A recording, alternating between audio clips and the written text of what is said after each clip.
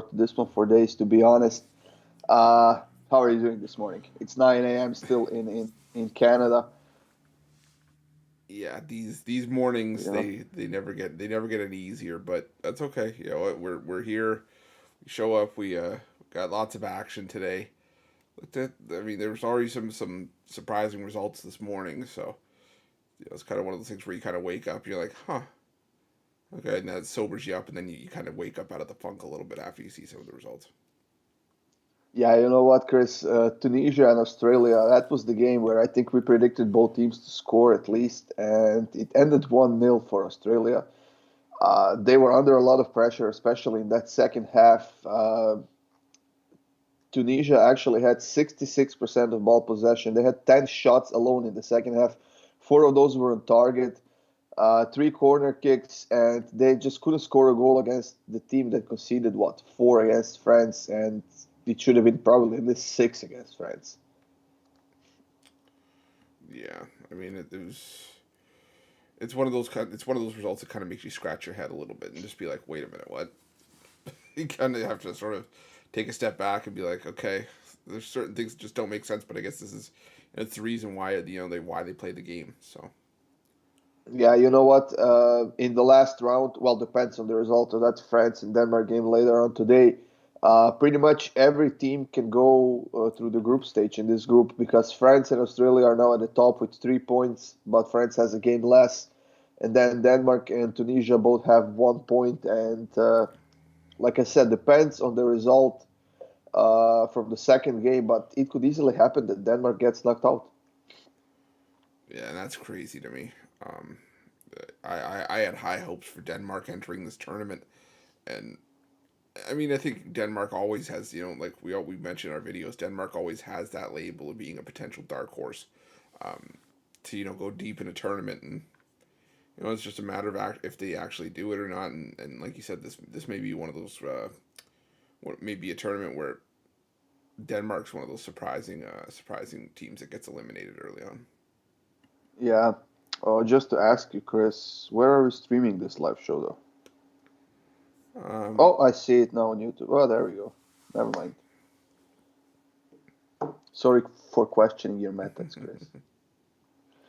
Uh, the second game today, Chris, was Poland and Saudi Arabia. But let's talk about the World Cup in general for a bit before we move on to that one. What are your thoughts so far? I know that the first five games of the World Cup were pretty good. We saw goals in every one of them, at least two in each game, and we saw some nice results and stuff like that. But then again, the next three of the next four games ended in a nil-nil draw. yeah, there's a lot of volatility at any major tournament. And I think there are certain things that maybe caught people off guard. There were like obviously the results like Japan beating Germany, Saudi Arabia beating Argentina, and then it's one this I think I would go out to venture to say that this has been the World Cup where there's been so many fireworks right out of the gate. First match day, you had two monumental upsets. Well, I said the first couple of match days, you had a couple of monumental upsets. Um, Yeah. and I mean, and then you get into like things that maybe wouldn't necessarily surprise you. Like, is anybody really surprised that Qatar is dead last in their group and they've been outscored 6-1?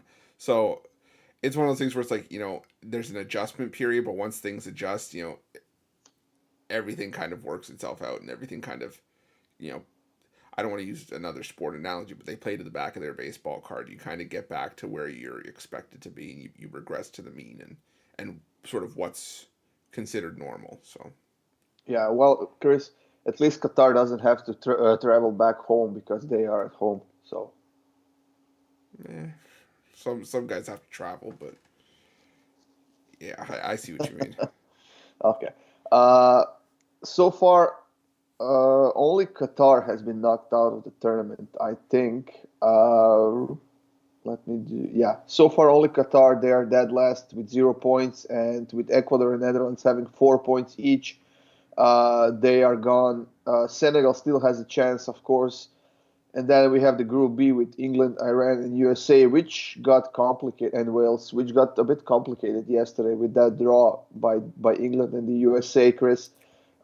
England still leading the group with 4 points. Iran has three, and USA has two. The last round of that group is gonna be between USA and Iran, and then Wales and England, which is the first one is gonna be directly involved into who will go to that second place of that group. Yeah. I honestly think it's just I think that the pair of results from that group yesterday were a bit surprising. Yeah, England USA having a scoreless draw was surprising, but I didn't expect Iran to take it to Wales as much as they did. Um, Gave Iran credit for not turtling after that 6-2 loss. In the first round of games against England. Um, yeah, it's going to be an interesting group to finish out the group stage. And he said it looks to me, um, yeah, I guess I would put England through regardless, right? Oh What well, unless Wales beats them. yeah, you know what? I just don't see that No, neither happening. do I. But I'm just saying mathematically, they're not 100% through yet. No, they are not. England could lose against Wales, and then Iran. If Iran gets a win or USA gets a Yeah. win, like I think that mathematically, if USA beats Iran and England loses, then England goes through. But if England loses and Iran gets a well, I think they're still going through though. I'm trying to say I'm thinking I'm Yeah, trying to think. Is there any? But so okay, hold on. So if Wales or sorry, if Iran or USA win, they're through, regardless. If yeah. Wales beats England, is Depends on the goal goal difference is difference the is still the first. first? Okay, Yeah. yeah. So okay, so I'm let's just not sure if it's between the two teams. No, well, it can be between the two teams because there's no second legs. So yeah. it's the goal difference in general. And for that to happen, Wales would need to beat England like 6-0. So we're almost saying that England is through. Yeah, Okay, yeah. we're not gonna we're not I gonna would say we're so. not gonna crown them, but we're gonna say that England's probably through. Yeah. And then the group in question, Chris, that it's being played today, we have Poland, Saudi Arabia, Mexico, and Argentina. That one could get pretty complicated potentially because Argentina and Mexico are facing off at the end of the day today. Poland at the moment at the top of the group with 4 points because they're leading against Saudi Arabia 1-0. Saudi Arabia missed a penalty kick to tie the game just in what 46th minute or so, and Mexico has one, Argentina has nil, which is something that nobody was expecting, to be honest, and they need to step it up today.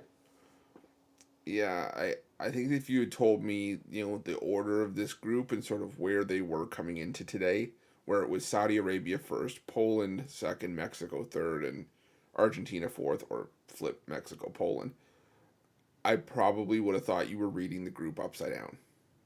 I probably would thought Yeah, you would have had it like the wrong way, and then you're just like, oh wait, no, sorry, I got to turn it around to make sure it's right side up. No, but that's exactly what's happened. And to think that if Mexico were to get all the full 3 points today against Argentina, that Argentina, a team that many considered and that I've heard all over social media to be in the final, lifting the trophy, would be crazy. And I think that that's. Could you imagine how I don't want to say tragic, but how sad that would be if what looks to be Lionel Messi's last World Cup, or I think he'd be pushing it if he tried to go for one more. yeah, not sure. If that's how he goes out, yeah, that Yeah, would be a shame. they are in same situation right now as Germany is in their group when they lost to Japan. And like I said, there's no second legs here. You play only two more games, and you're pretty much dependent on the other results to go your way as well. Because if Argentina gets the win here, they will have 3 points. Saudi Arabia will still have 3 points, and Poland will have 4 points. So they better hope that one of these two teams win, Yeah. either Poland or Saudi Arabia. Because if they draw, they will have, well, actually, Poland will have 2 points and Saudi Arabia will have 4 points. But it's a lot easier for Poland to play without pressure in that game against Argentina in third round than Argentina, because they will need a win out of that game. So it's not going to be an easy task for Argentina. I think they are a much better team than Mexico is. I think they have more depth. I think they have more quality, pretty much every position, and of course they have Messi in the lineup. But they had Messi in the lineup in that game against Saudi Arabia, and that certainly didn't help them. No, no, and yeah, it's. I'm not gonna lie to you. I'm still flabbergasted that Argentina's in the spot that they're in. I know it's only one game, but you just look like you said. There's basically little to no room for error with it. This only being a Yep. three game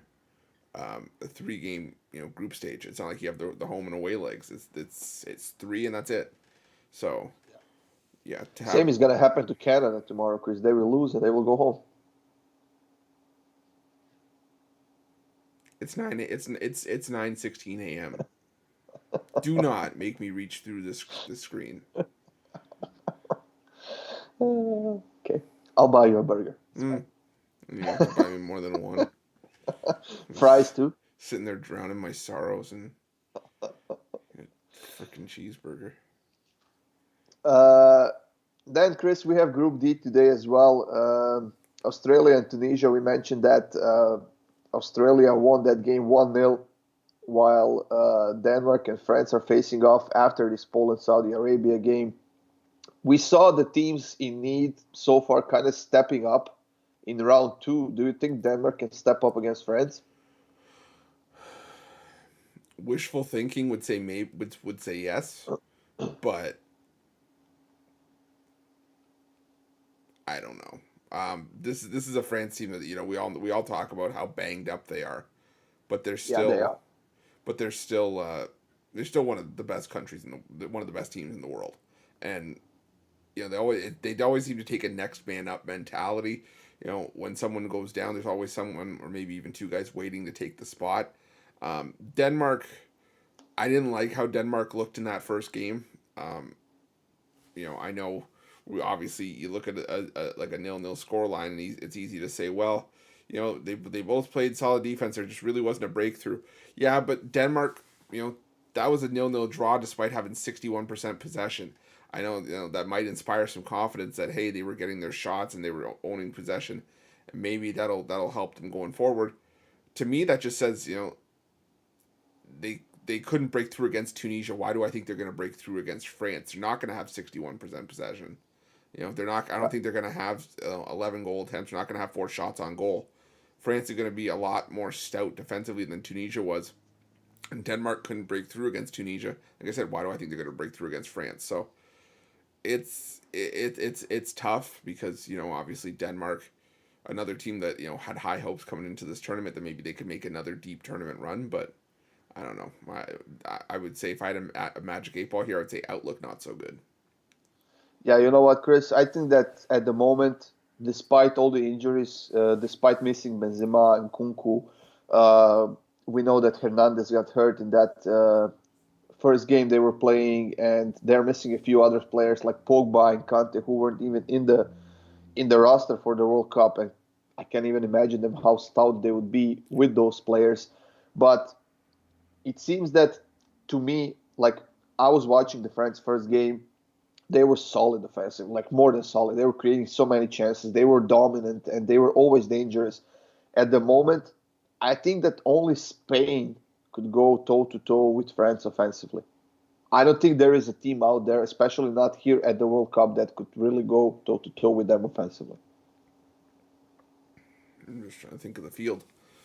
Uh, yeah, I don't think so either. Not offensively. There are teams that could use some balance to try to. I was thinking maybe England, but after their display yesterday, no. So I Well, think that only Spain, I think, has the momentum and quality right now to actually be as good as France is offensively. When you look at the France's roster, you see Mbappe on left side, and then you see the Dembele on the right side wreaking havoc constantly. Giroud is a top class striker in my opinion. He's no Benzema, yes, but he's always at the right spot, and he's always a guy that they can count on and to get to the ball in the box or be there as a target man. And he's been scoring goals a lot. So those three guys, even though, like I said, Giroud is no Benzema, but definitely he's been outstanding so far in the World Cup, and he always gives his best. He deserved the chance to play as a top striker, and I think just they're fantastic, and they're always dangerous. Yeah, I think there's two ways to look at that. Comparing could anyone stick up to France based on their results up so far in the tournament, and then there are also ways of just looking at it, just saying like, hey, on paper, on this team's best day, could they go toe to toe with France? And I think you could say that with England. I think you could say that with even a team like the Netherlands. This is a Netherlands team that, yeah, they're not as flashy as past years when they had guys like Arjen Robben, Wesley Schneider, but still a solid team. And I don't know. I'm just looking. I'm just scouring the groups up and down. I would say Argentina, but again, we're talking about if on their best day could they go toe to toe, maybe. But right now in this, version of the tournament, no. Um, Certainly can't say Belgium after getting Yeah. outclassed by Canada despite getting the win. I didn't Um, mention Brazil. What are your thoughts Brazil. about Brazil, Chris? I was just Because I kind of think they're slightly overrated, in my opinion. They are no longer that flashy Brazil that likes to play nice football, that likes to play attractive football with a lot of dribblings, a lot of nice moves, and stuff like that. Yes, Richarlison scored a nice second goal, but that was about it. They had like 13 shots on target or something like that in the first game, and they scored only 2 goals against Serbian defense, who, let's be honest, was not great in that game. yeah, and I think I've said this in one of the Brazil videos that we did.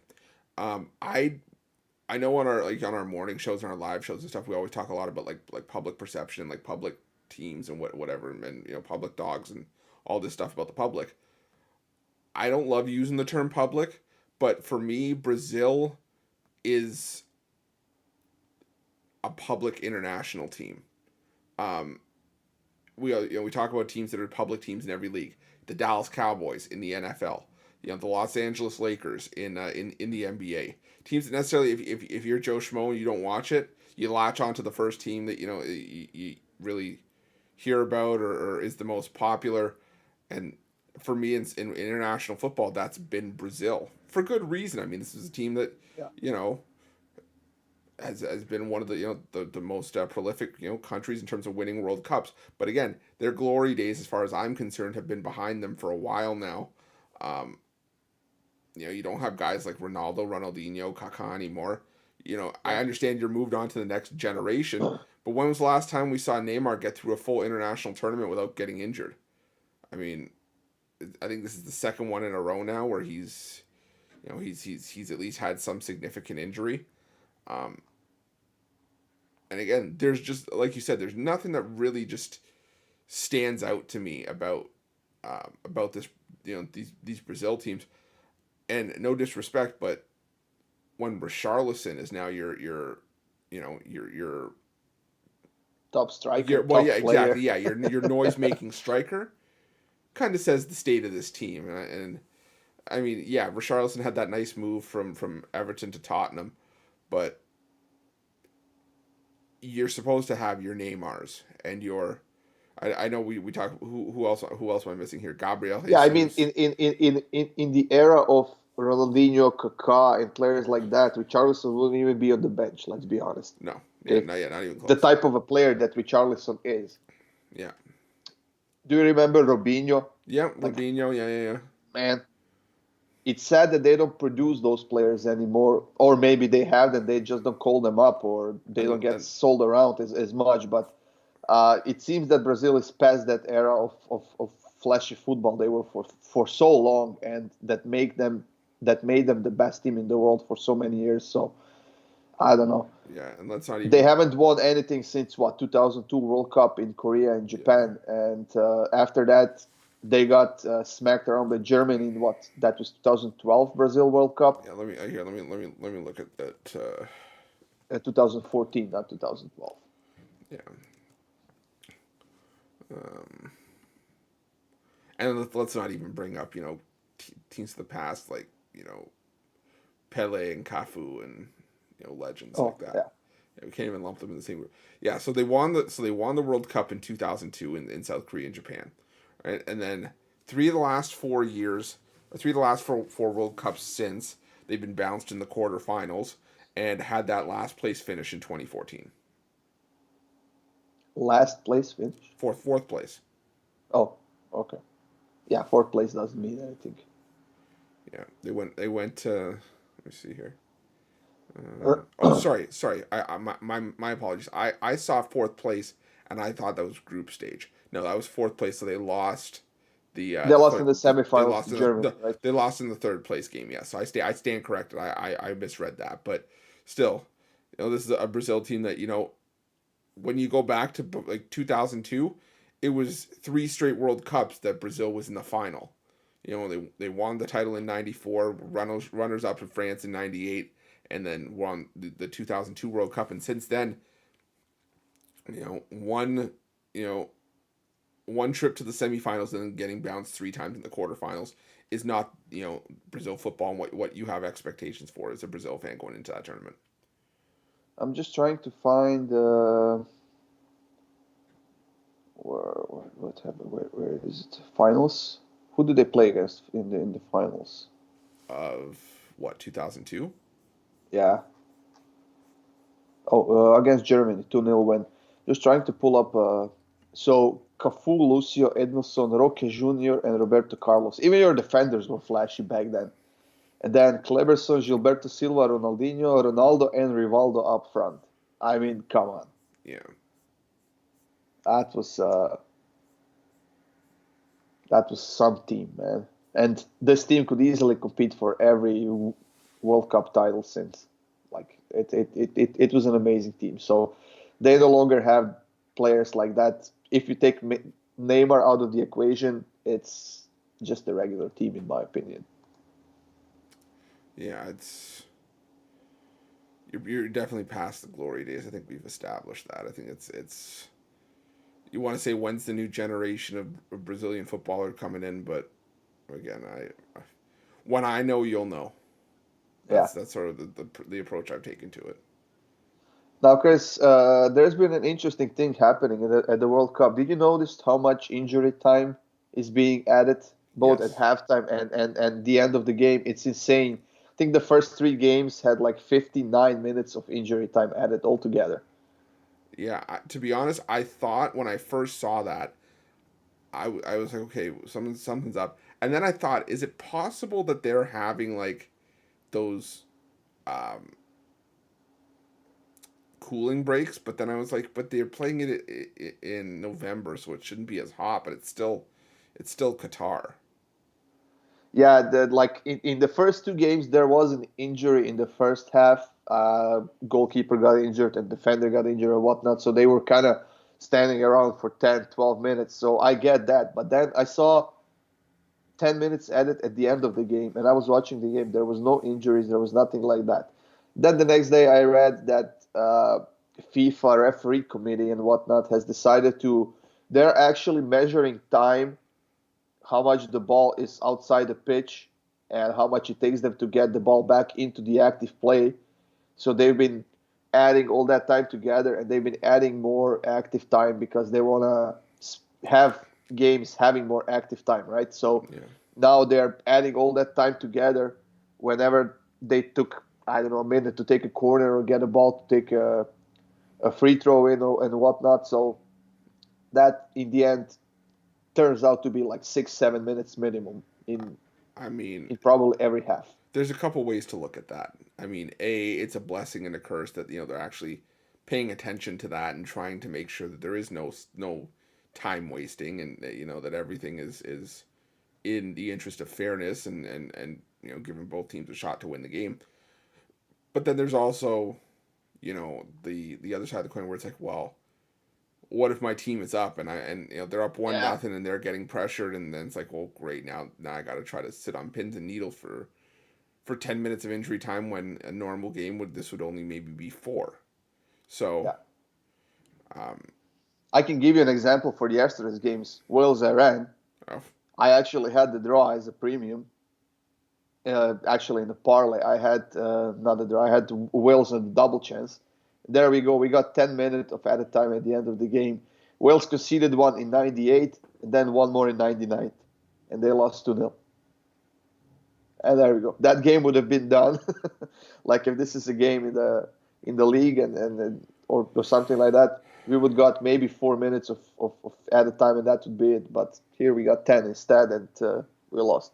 Yeah. I know this is going to sound like a random statement, but Wales, for me, at the World Cup or any major tournament, just with how disappointing they continue to be every time they go to a major tournament, it's almost like someone that I think Mitch and I talked about this with Rod on the morning show. It's like when someone goes on a reality show and then they quit. It's like when they go. It's like when someone goes on Survivor and they're on Survivor for like 6 days and they quit and they're like, "Oh well, I'm gonna go home," and it's like you just took that opportunity from someone else that wanted to be there. Yeah. That's exactly what Wales is doing. They take a spot in the major tournament and then they look awful, and then they bow out. And it's like there's someone else. There's a better team that could have been here, but you took the spot. You selfish. Yeah. Now we gotta look at Gareth Bale for 3 games. Wales had a decent run in that Euro Cup. What was that? 2016, when both Wales and Iceland had a deep run. Oh, yeah. They got to semifinals or quarterfinals, something like that. And after that, they both just disappeared. And it was that kind of a generational change of players, and they lost the quality. They lost the quality on the defensive ends as well.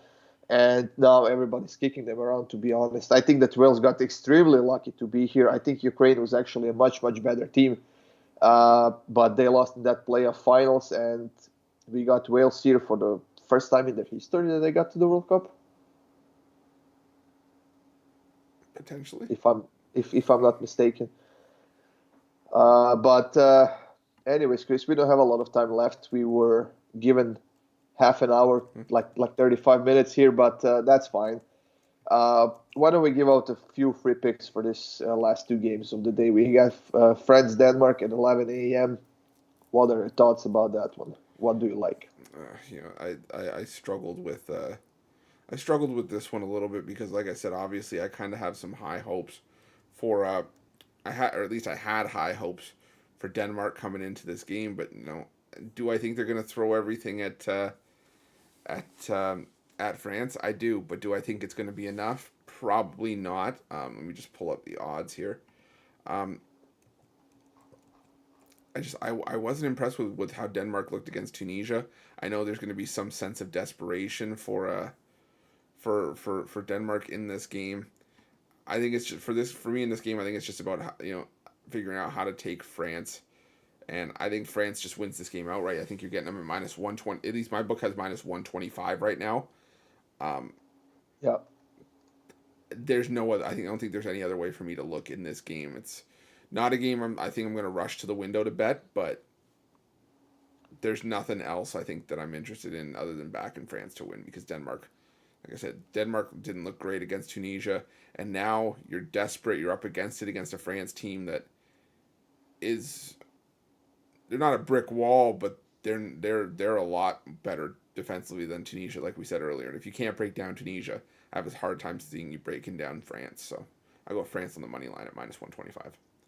Yeah, you know what? You were right. Denmark didn't really show much in that game against Tunisia. But like I said, most of the teams have been stepping up so far in round 2 that needed to step up. Now, I got to ask myself, is it worth taking France on minus 125? If that was close to even money or even plus money bet, I wouldn't hesitate at all. But I'm not sure it's worth the risk to take France in the money line at minus 125. Honestly, I would rather take over 2.5 goals at plus 125, seeing how France was outstanding offensively and how dangerous they can be. And then again, you have Denmark, the team that has to go for the win here. Yeah, I mean, I don't mind minus 125 because I think I would have projected this closer to maybe minus 150, if not more. Just because I think France knows they can go through here with a win as well. It's not like one of those things where they just have to sit back and count on a draw because all of a sudden now, like you said, Australia sort of made things interesting in that group, and you don't want to leave your fate in the hands of anybody else. I think that goes without saying. So Yeah. I still think France is going to be on the front foot here. I think they go out and get the win. All right, you have France money line. I will take over 2.5 goals in that game for plus 125. So hopefully 2-1 France or even 3-0 France. I don't care. I'll take it. What about that second game of the day, Chris? Argentina and Mexico. Argentina minus 188 favorites here, as they should be, because Mexico is, I don't know, they're kind of rebuilding their team, and it might be another year or two before they are back at the top in that CONCACAF region. But here at the World Cup, they haven't done anything against Poland, to be honest. And Argentina, they need a win here desperately. Well, I will say they'll be back. They'll be back for the next tournament. Um, Probably. well, no, they will be because it's the three host, right? Yeah. Canada, Mexico, and the U.S. Um, are they still increasing the field to 48 for that tournament? I think so. Yeah. Oh Lord. Okay. But I guess we'll talk about that in 4 years. But for this one, I don't know. I want to say both teams to score. Um, there's just such a high variance of things that could happen in this game. This is one that I would definitely just settle in to watch as a fan, just because of the interesting dynamic of the fact that Argentina, of all teams, has their backs against the wall, and Mexico, you know, in a way they do, because I think they know they're being counted as the underdogs in this game. No team is ever going to go into this one and admit, hey, we're the underdogs. We don't have a good shot at winning this game. But I think they just know the situation, what they're up against. So I think they're going to want to go on the front foot and get themselves a result, obviously, as well. So I would try to take as much volatility out of this pick as possible if you're going to bet this game. And like I said, I would just go with both teams to score, um, or maybe the over. Um, that's the only way I can get on board in this game, I think. I like actually Argentina minus one, Chris, at minus 114. Uh, like I said, there is a certain sense of urgency, as it should be in this Argentina team, and I expect both Messi to step up in this game. I expect their defense to step up, and some other players as well. They need a win here, whatever happens. I think they will go for it, and I think they will try to make a statement here. Like we said, Mexico is a solid team. They're a team that's being built, and it's gonna be a while before they are built. They are not ready to play against Argentina here, and I honestly don't think that they can lose twice in a row. That first loss was a huge, huge upset. I just don't see it happening again here. So Argentina minus one. I think that's what I'll go with. Yeah, I can't fault you for taking it. I mean, this is a game that Argentina should win, but then again, so is the game against Saudi Arabia. So Yeah, that's true. I'm kind of disillusioned right now with Argentina.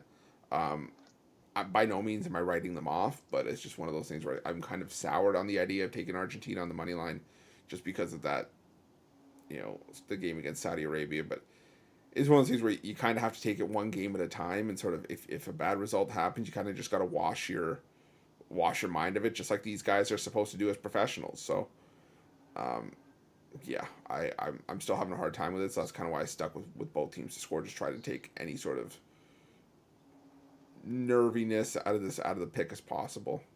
That's a word, Yeah, I think. I see Uncool in the live chat here saying parlay France and Argentina. Chris, what do you think about that? Well, I mean, like I said, I wouldn't personally, because I obviously, like I said, I'm not jumping on Argentina just yet.